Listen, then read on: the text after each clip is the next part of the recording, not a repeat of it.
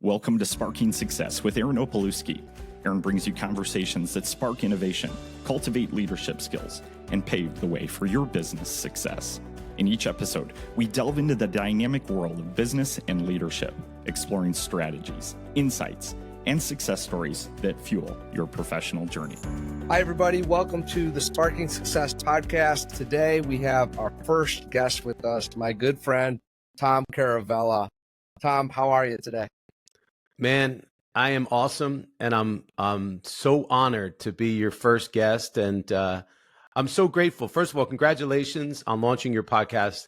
This is amazing. I know you're going to bring incredible advice to anyone and everyone. So I'm grateful that I can be here, and I want to congratulate you at the same time. Thank you. I want to make today all about you, but I appreciate you saying that. I want to read something on Tom real quick, and then we'll kind of get into it. So Tom is a career services expert and entrepreneur with over 30 years of experience. That's important, everybody. 30 years, not 1 year, not 18 months, 30 years in this profession, a track record of success, something that we've talked about on the podcast, very important. He's a business owner, certified speaker, trainer, and coach, as well as podcaster and best-selling author. In 2002, Tom founded an industry-leading executive search firm called the Carolan Group, which caters to the pharmaceutical and biotech industry. His firm has become known for their niche expertise in specializing in recruitment and placement of highly scientific professionals called medical science liaisons. Tom's also the host of the popular medical affairs podcast, MSL Talk, which now has over 450,000 listeners in 80 countries. His book, Job Search Mastery, How to Win Your Dream Job, is an Amazon #1 bestseller and currently guiding job seekers all over the world. Tom's on a mission to help others achieve their full potential in their professional life and their careers, as well as personal achievement of their goals and dreams. That was a lot for me to say, but man, like just getting to know you over the last 2 years, so true. Like everything on there, that's not just a plug. Like Tom's a genuine guy. There's a reason we wanted to have him on the podcast as the first guest. It timed out well with his book launch, but man, I want to just share a quick story about you, Tom. Go for it. Certified speaker, he says on here. So we had the opportunity to speak together at an event a little over a year ago. It was last March. And I never told you this, but I just wanted to share this with you real quick as I was preparing for this and I was thinking about it, and I always like to talk to people about their unique gifts. But I was watching you up there speaking on stage in front of everybody at the event that we were at, and I was just blown away. I'd never heard you speak before. We'd known each other for almost a year at that point, but I was like, wow, this guy has I don't know if it's natural or maybe we'll get into it, but natural or just worked on, but the ability to kind of bring up the energy in a room, to bring out the best in people. Just had a charisma about you as you were up there speaking. And I was just blown away, and I'm like, man, I got to go after this guy. But I don't think I ever shared that with you. And so I just wanted to start by giving you that accolade. And it's so nice to hear, especially from you, because I think the world of you. So to hear that genuine feedback from someone that I think so much of means a lot to me. So thank you for sharing that. I really do appreciate it. Absolutely. I'm happy to do it. And it's like, man, I can't believe I never said that to him, but it's one of those things I think we've learned. Like, man, when you have something nice to say about someone, let them know. Well, what's funny too is it's like, we all, like, I appreciate you recognizing that gift, but there's probably after I was up there speaking, I probably got off and be like, oh man, that stunk. You know how we do that to ourselves? Sure. I think that's actually a lesson. What you just said is a lesson to always be good to yourself and to always think on the more positive. When that negative voice comes in and says, oh yeah, that wasn't that great, or that could be better, give yourself grace. And appreciate your gifts and say, wow, I really nailed that. Instead of saying, oh, I wish I could have done better. And again, I don't know what I said after, but it's just that when you said that to me, I was like, wow, um, I'm so grateful to hear that there was a positive impact. But also, I think for all of us, we have to remind ourselves how important it is to give ourselves grace and that positive reinforcement, as opposed to letting those negative voices get in. Yeah, and as you're saying that, I don't even remember exactly what you said either. And this is a good lesson in life, that people remember how you make them feel, more than what you say. And I just remember the feeling that I got and the energy that you brought and the way that you kind of carried the room, enunciated your words, moved around, that's what I remember. I know it was good, but it's like those were the things that stood out. And it's like, man, that's a good lesson for life, that we could take within business or friendships or, just general everyday life. Like, hey, someone's not going to remember everything about us, but they're going to remember how you make them feel. So It's so true, man. It's so true. And I appreciate you saying that. And I'll tell you, it kind of reminds me of my podcast. I wasn't trained or didn't know how to really do a podcast, but something in me, and I feel like it was this, God-given direction where I just said, I feel like I was meant to do this. It was the one thing, honestly, in my life that I went for and didn't even question it, think twice about it. There are no retakes. I don't, I just say, I've done 210 episodes, something like that. Not one have I ever said, oh, that stunk, or I stumbled here, or I should have said this, or I should have said that. It was one thing in my life that I said, I'm just going to put it out there because I feel in my heart like this. It was just this natural feeling of just be genuine and just put it out there. And then hopefully it resonates with people. And it did, because the thing took off, and it's still growing to this day. So I think that there's something to be said about trusting your genuine self, and at the same time, not making it about you and focusing about you, but making it about others. And one of the things that I tried to do in the podcast, and I'm sure I tried to do when I was in that room speaking, is to think about the audience and what the audience might need, and what can I do to help the audience in some way, shape, or form. And I think that that's probably, I guess, what matters most and what makes the most impact. Oh, that's great, man. I was planning on starting with a different question. Well, let's stick on the podcast. And you're saying, we just recorded an episode that came out earlier this week, and one of the last points that we talked about, and what I hear and what you're saying is take action. You're taking action. You didn't have this podcasting background or anything like that. You came with good intentions, and that's great. It's good to have good intentions, but you also have to put action and work ethic behind it. And that's what I hear when you say that. So, again, it wasn't my first question, but I'll ask you, what was the spark for you in deciding to jump forward on starting that podcast? And what have you learned along the way of those 210 episodes? Yeah. Well, actually someone recommended that. I had a marketing coach, and he had called me up and he goes, I was thinking about you, and I think you need to have a podcast. And that just put this idea in my head. But when he said it, it was like I got hit by a bolt of lightning, because I just felt like, yes, this seems right. I don't know, ever since I was a kid, I love to talk. I always wanted to have my own talk show, right? I always kind of imagined having my own platform or being famous in some way.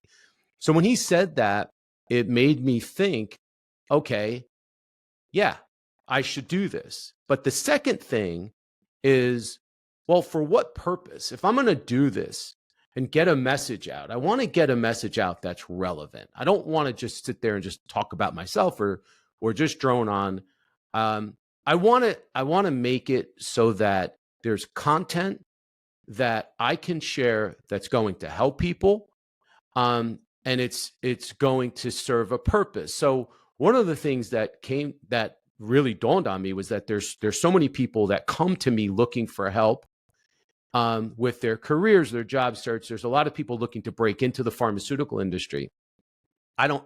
Quite frankly, I just don't have enough time to talk to everyone. I just can't. Sure. So what I thought of was, this platform is a way to communicate over a much broader scale with messaging that if I could sit down and talk to each person, this is the stuff that I would say to them. But I also bring on guests that are expert in the space. And it's 210 lessons, we'll call it, later, that have resonated and helped, I'm going to say, thousands of people all over the world in their careers, in their job searches, and in their life, quite honestly. And that's what makes me feel really good about that mission. And I'm just thinking about it as you're saying that, like, how many like physical calls that I've done, and then like as we build our team, like the physical calls that I've done by the team and stuff like that. And then think, like, man, like with this podcast and 210 lessons, he's reached 450,000 plus people. It's hard to beat that math on connecting with people. So I'd say job well done. Probably not finished. You probably want to continue that, right? But man, that's amazing. That's a lot of individual calls to make. So I think mission accomplished on getting the message out. Thanks, brother. So I wanted to hear a little bit more, and I've heard a little bit about this, but I wanted to share it with our audience. And so you started the Carolan Group in 2002, correct? Yep. How did that come about? Because one of your things in your bio is that again, you took action on that. Common theme here that we're going to see with Tom is that he's taken action on stuff, and you started this recruiting firm from essentially ground zero and have grown it into this multi-million-dollar, well-respected firm within the medical liaison niche. So how did that happen? Yeah, well, I kind of tell people when I get that question, my answer is that, I got into this business accidentally on purpose. And what happened was I had started out as a pharmaceutical sales rep and did very, very well. I was one of the, top 5 reps in the entire country and was always getting sent on trips and doing all this stuff. But, it's funny, my uncle is a very wealthy, very prosperous man. And one day I had a conversation with him and he said to me, you'll never gain true wealth working for someone else. So in my mind, I was like, at some point in time, I need to have my own business. It just was in my mind. It was in my heart. And I felt like at some point I need to take a chance. And what happened was I left my pharmaceutical job to go work with a startup, a bunch of guys that I had met, friend of a friend, actually met a guy in a gym who started an IT consulting and recruiting business, and they asked me to help them. So I started doing it part-time, and then I left my pharma job. And things were great. We were killing it because it was like late 90s. It was like internet boom. Everything was going great. Yeah, before .com, right? It was insane. You couldn't fail because the .com era and the internet was in its infancy, and everybody was looking for technology to bring them up to speed. And we had the consultants to do it. And then 9/11 happened and everything fell apart, especially being in the New York City area. The Wall Street financial and the systems that we were, working and building, that whole industry got decimated. So, and I lost my cousin. So I lost my cousin, Craig, worked at Cantor Fitzgerald. So I lost him on 9/11. So now, the industry's getting crushed. I kind of almost have like a dead end job. I just lost my cousin. It's probably the worst time in my life.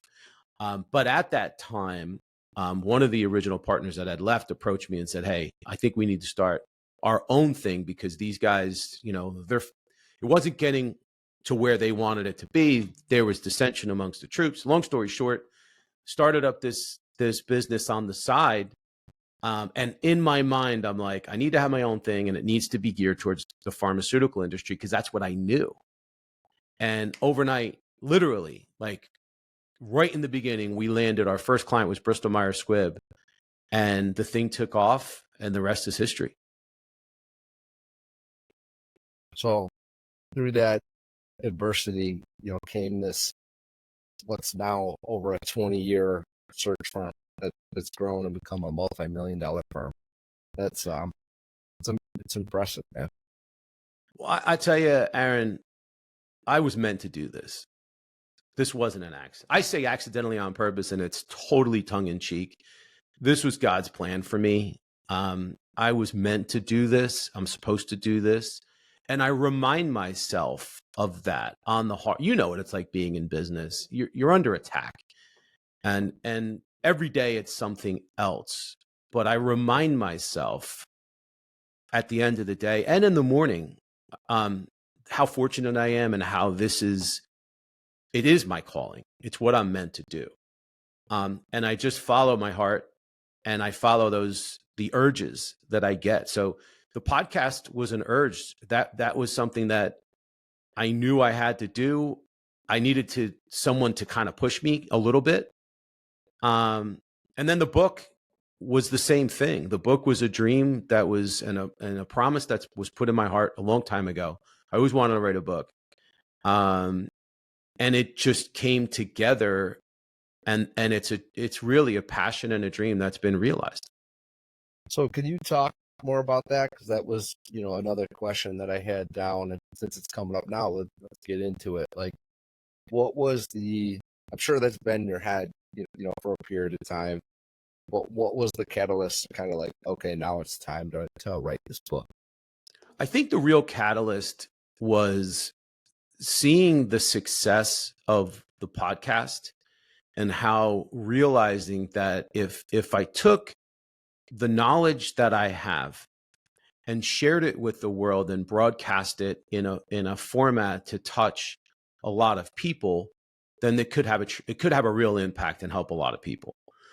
Well, then I thought to myself, and keep in mind, like for those of you guys listening, my podcast is super niche. Like my business is a niche within a niche within a niche. We're a pharmaceutical search firm that specializes in medical affairs recruitment, and more finite than that, we really only place medical science liaisons within medical affairs. I'd say 80%. There's other things we do, but the point of the matter is it's super niche. My podcast. That is hyper niche. It's hyper sure. niche. Yeah. I mean, being in the business. Just listening. I mean, you've said this to me before, and I kind of already knew this, but when you say it, it's like, man, yes, that is dialed in focus to what they're placing. Yeah. Well, and one of the things that's nice about that is it's, for marketing purposes and messaging, it's like, okay, Absolutely. I'm the MSL guy. Tom's the MSL guy. So it gives there's clear messaging there. The podcast made sense. It's called MSL Talk, Medical Science Liaisons. That's my niche. That's what I do. So I'm going to have a podcast about it. The book was a way to say, because the book it's called Job Search Mastery, How to Win Your Dream Job, but it's not for just medical science liaisons or pharma folks. It's for anyone, any age, any industry. And I saw the success of the podcast and how much people were getting out of the content that I thought to myself, if I were able to take the knowledge that I've learned and share it with job seekers, almost as if and the way I approached it was the book is like a series of coaching sessions. So if I had to sit down with somebody, what would I tell them from beginning to end, from their mindset to their what their dream job is and identifying their dream job, to their resume, their LinkedIn profile, interviewing, networking, the job offer negotiation phase, if I could take all that and just put it all in one resource and spell it out for people, I think there's tremendous value in that. And that's what the book became. But, more than that, the book, believe it or not, the main goal of the book is not just to help the reader find success in their job search. The main goal of the book is to teach a life skill that's not currently being taught. It's not taught in schools, it's not taught in colleges, and it's not taught in the workplace. Like when you get a job, you get a new job, your employer's not teaching you how to get your next job, right? Yes. So who's teaching that stuff? Well, that's what the book is. The book teaches a life skill on how to find success in your job search and in your career. And quite honestly, the strategy and the tactics outlined in the book, I would argue, makes the reader so valuable that they may never need to find another job again, because they'll learn the key to networking, the key to branding, the key to sharing their value. And they'll have employers in their, future employers in their network reach out to them when jobs become available. I use the analogy. It's like if you got in a boat to go fishing and you start cruising along and the fish just start jumping in the boat. That's the idea. Love it. I haven't read the book yet. I ordered my copies today, but I did listen to your launch. And first, I want to apologize because I double committed myself. I told you I would be on the launch, and I realized that I had an event that I had prior committed to that night, wasn't able to get on. I apologize for that. And wanted to do that publicly, but I did listen to it. And I got to tell you, this is a topic that I know a little bit about, helping people find jobs, how to interview, all this kind of stuff. And I found myself listening to that launch. And at one point you talked about, you gave away a few of the tactics that are listed in the book. And you said, I'm going to paraphrase this. You said something along the lines of, most people don't even focus on the starting point of like, what is the ultimate role that they want. They don't hone into that. They don't focus on it. They don't visualize, like they don't do that. And you talked about how important that was. And I literally started like pounding on my steering wheel out loud and saying, yes, yes, that's true. Like there's a powerful thing to that on like, hey, like be intentional about what you want. Like, yes, there's situations where what we want may change. Things may evolve. We may achieve that whatever we're visualizing and then kind of move past it, be ready to go to the next, phase. But man, do I think that's important. And I know for a fact that probably, I don't know, I would say 9 out of 10 people don't approach their career and thinking about their career path with that kind of intention.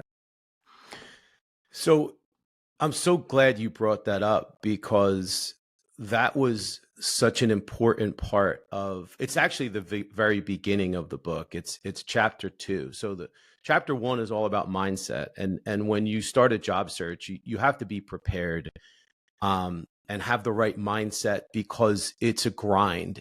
It's not something that people look forward to.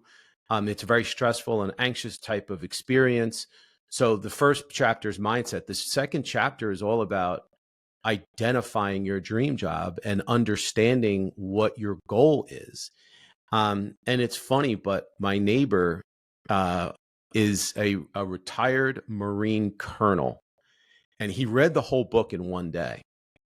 And he said to me, one of his favorite things about the book was chapter 2 and chapter 3 even, and understanding what your career identity is and what your dream job goal is. What are you setting out to do?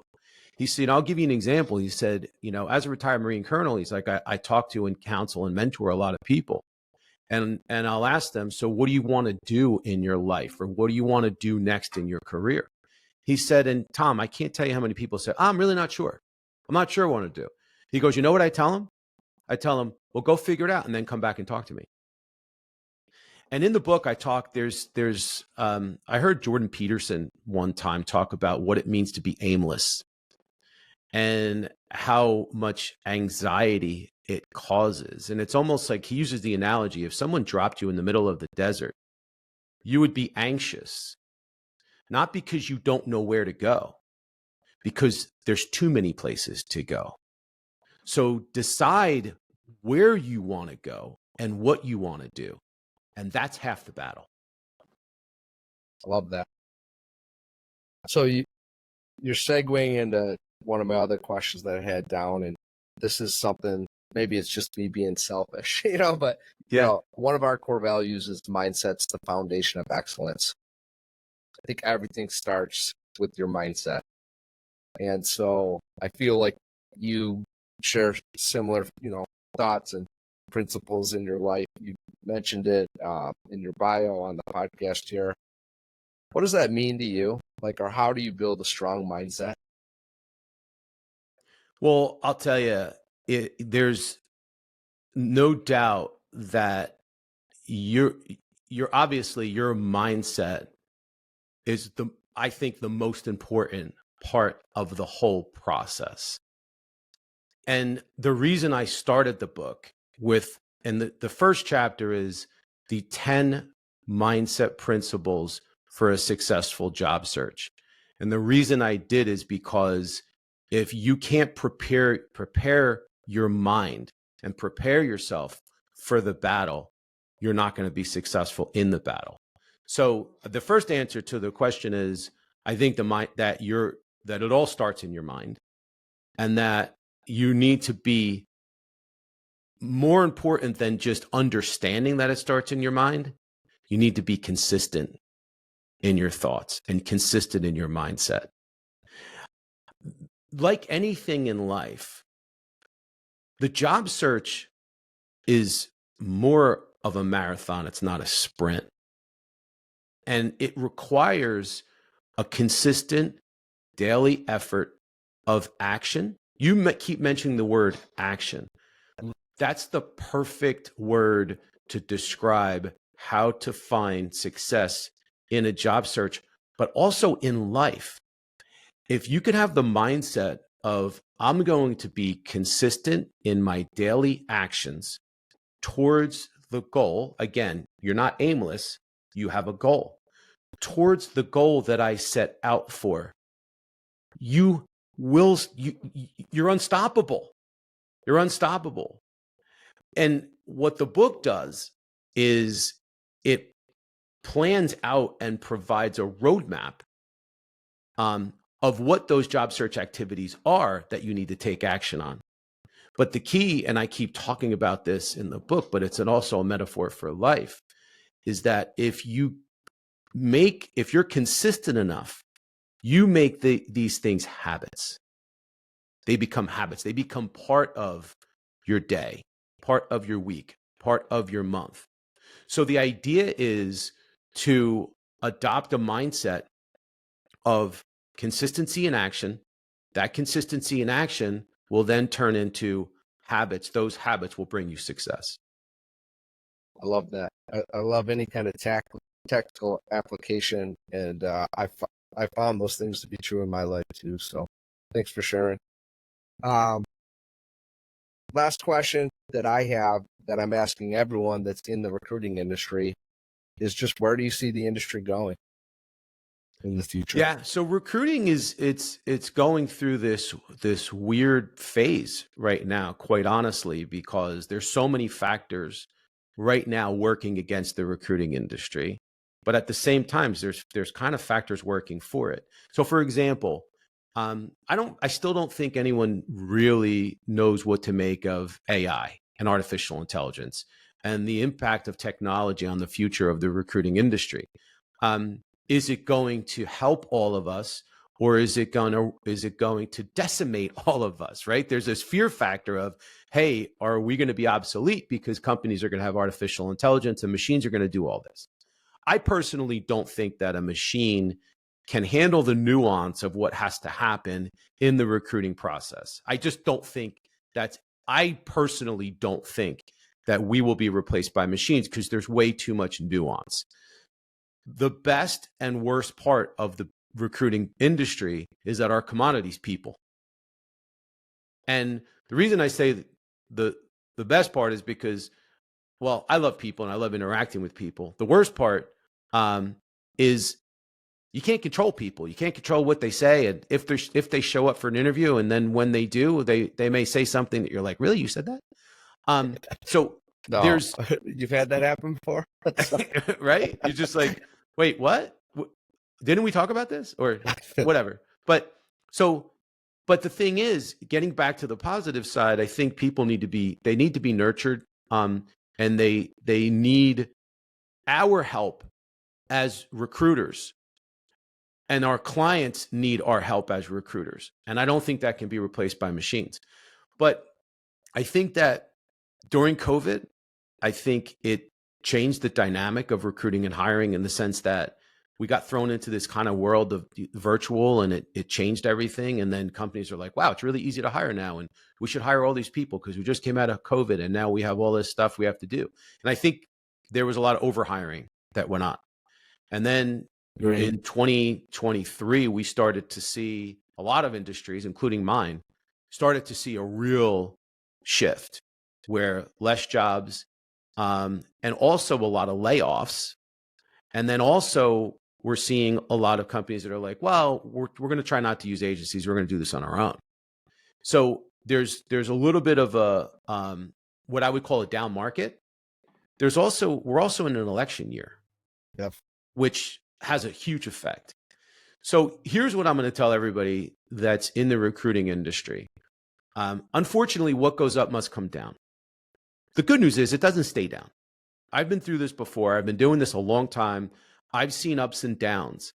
And I think that this is a great opportunity for recruiting firms that have good systems, processes, and people in place, because we're probably going to see a lot of firms not make, and I hope we don't, but there's probably a lot of firms that don't make it. So the ones that do, I think, are going to come out of this stronger. Couldn't agree more. Unfortunately, I'm already seeing that happen, in pockets where we're seeing some defaults on loans and things like that. And nothing that we've moved forward with on acquiring or anything like that. But, as we have those conversations, right, that's an unfortunate part of that is we've had a few like that. And I'll tell you that wasn't happening in 22, 21. It is, those things are seeming to come up in our world more frequently, where we're hearing about that, or people are reaching out to us, or we have one that's, we'll see where it goes. I'm wishing for the best, but we might help a firm with a soft landing on transitioning some stuff over and creating where it's not a complete catastrophic loss for them. So I would agree with what you're saying. Listen, if you're in the recruiting industry, at the beginning of this, said, look, Tom's got a track record. What he just said, I'm 17 years into this. I've seen a few cycles, but it's just so invaluable. It's such a good framework for how to build your mindset during tougher times and understand. Like, you're not hearing from someone that's been in the industry or trying to put a recruiting coaching thing together and they've been doing this for like 1 or 2 years or 3 years, or they haven't been through any of these cycles. Tom's been through multiple cycles and he just shared a wealth of knowledge there. I think that if you're in recruiting, I know you should go back and listen to that again, because I'll say was one more golden thing. nuggets. I'll say one more thing, Aaron, that goes along with that. And I want everybody to, if you could take one thing away from this conversation, and especially as it relates to, if you're a recruiting firm and you're going through a tougher time, or maybe you haven't experienced a down market yet. Let's face it, 21 and 22.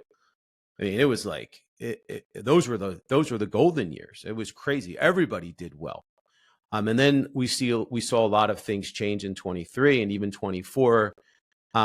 Here's the thing. I want you to listen to this message and take this away. Pain is temporary. Pain is temporary. It always is in any area of your life. But the key is, if you let it paralyze you, you're in quicksand, and the pain is going to last longer.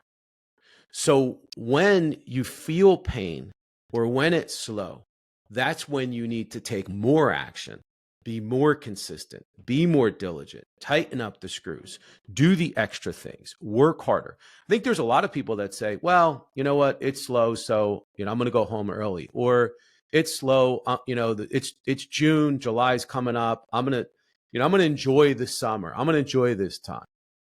Like, I think that's a mistake. I think this is a time for us to fine tune, improve, prepare, and really figure out what do we need to do to move the needle, not just for today, but a month from now, 6 months from now, a year from now. What changes need to happen? This is the perfect time to readjust.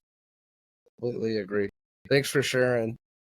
Man, I'm just grateful. We've now known each other for a little over 2 years. We met through our RTA syndicate. I think we ended up sitting together at the first night dinner, and then found out we were both in recruiting. And it's just, it's been great to get to know you. I can't believe it's been that long already. It doesn't feel like it's been almost 2.5 years, but it's crazy. Time moves fast. But I'm just real grateful for you. I'm happy for you with the book launch, and it's awesome to have you on, man. That's all about you. So is there anything else that you feel like we didn't cover that you'd like to share?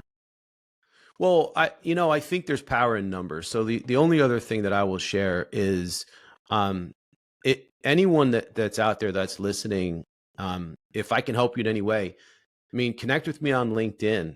If there's a question that you have, or if you want to pick my brain, or if there's something I can do to maybe help you in some way, shape, or form, listen, we're all an email away. We're all a direct message on LinkedIn away. And if we all, even if we just gave 15, 20 minutes of our time and said, hey, I've been there, I've had that problem, here's how I got through it. We could save, I just think back when I first started, and for many years when I was, like a one-man show, I didn't have anybody. I didn't have any help. I had no coaches. Back then, there weren't coaches. There were no platforms. There was nobody. And I was a first-time business owner. I didn't even know what I was doing. So if there's anything that I can do to help you, or if you just want to connect on LinkedIn, shoot me a request. Just say, hey, saw you on Aaron's podcast and would love to connect with you. And I'd be happy to add you to my network, or at least, be a part of yours in some way. So I want to put that out there. And Aaron, thank you, buddy. Thank you for having me on. Thank you for your friendship. I don't believe in accidents. I think that people are brought to you in your life for a reason. And I'm blessed to have you in my life. I think there was a reason you and I met and became friends.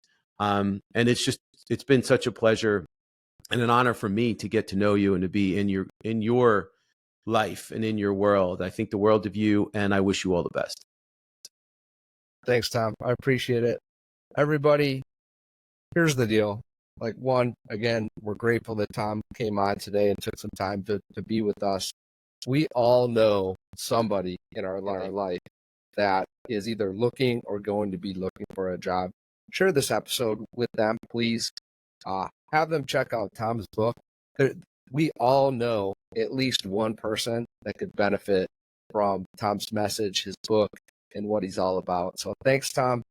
Have a great day, all, and we'll see you soon.